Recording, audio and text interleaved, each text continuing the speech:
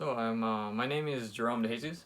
I am planning to get into nursing. I'm currently taking pre-professional classes right now, and I think some of the people in this class are too. And I will be discussing the effects of misinformation in a political standpoint. So the key terms here are misinformation and disinformation.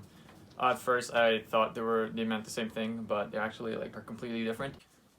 So misinformation means spreading misleading information without the intention of doing so. Um, and disinformation means spreading misleading information intentionally. So maybe through conspiracies or propaganda or just anything like that. During the 2020 election held on November 3rd, it actually had many misleading information, and most of them came from Trump himself. And the funny thing is, a lot of them came from his tweets as well, and Twitter had to delete over 200 of them. Trump spreads misleading information from his tweets in an indefinite manner.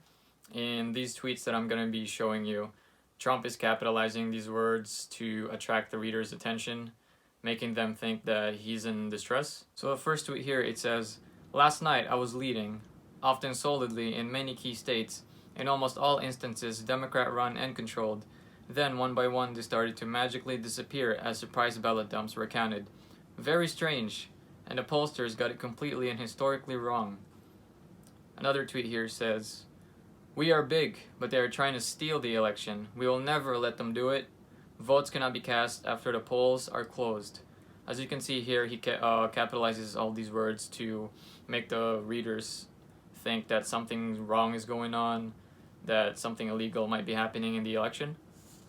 So Trump claimed that Biden was cheating by stealing his votes, which are completely false. Trump was just trying to get an upper hand against Biden to win the election. So are these forms of misinformation or disinformation? Well, to me, it's clearly either or, because it is not really certain of whether Trump is intently focusing on propaganda here or merely just expressing misleading information. So in the end, it did lead to Trump's acquittal after his second impeachment.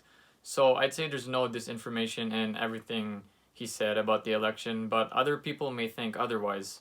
To this day, Americans are still in favor of having Joe Biden as the US president, but some Americans not quite. On this graph here from Statista.com, it says that 35% are very favorable of having Joe Biden as the president. And if you look in the bottom here, 31% are very unfavorable. That could mean that they're all Trump supporters. Maybe they just want Kanye West as president. I don't know. But it's most of the 31% here are probably Trump supporters. So U of R researcher in the psychology of disinformation and reasoning, Dr. Gordon Pennycook, actually helped a lot of institutes around Canada. And I'm going to use some of his ideas to reflect upon Trump's misinformation during the election. So Pennycook's idea about reflective thinking relates to what readers would think when they read Trump's misleading tweets. According to the article from the U of R, a common assumption in the field was that when people felt internal conflict, it was often between their intuitive gut feelings and more reflective and reasoned thoughts. Pennycook challenged this, arguing instead that conflict between intuitions is what actually triggers reflective thinking. When reading Trump's misleading tweets about the election, the readers could believe that Biden is actually trying to win people's votes illegally from Trump's claims. However, the readers could also believe that Trump is just trying to spread misinformation. This leads to conflict between intuitions, as the article states, which leads to the readers of these tweets to use critical thinking in order to gain knowledge of what was actually happening during the election. So why is this worth learning? I think it's worth learning because misinformation could lead to many conflicts, riots. It led to many riots in the United States, and especially through social media. Social media carries a lot of misinformation. I think we should know a lot about that. So this all connects to the real world through a political standpoint.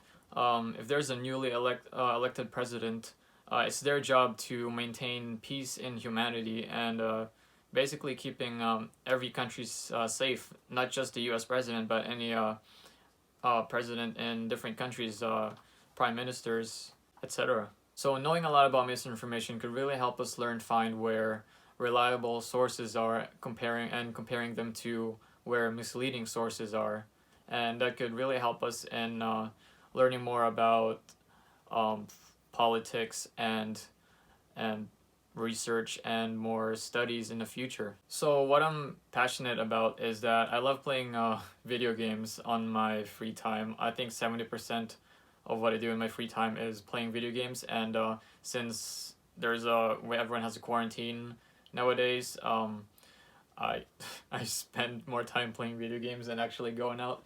But yeah, and I also like doing puzzles. I got here a Rubik's Cube. I think the fastest I can solve it is 40 seconds, but I don't think I can do that in a while. I think I'm kind of rusty, but yeah. And I like listening to music. I know it's a little cliche. A lot of people love music, but I think music actually really help with my mood. Depending on my mood, I set up different playlists. If I want to sleep, I have a playlist that's mellow and more chill, I guess that's how you call it. But yeah, I have a lot of music taste as well. I listen to rap mostly, but I like indie pop as well, which is kind of weird going from rap to that, and rock, some rock, and yeah.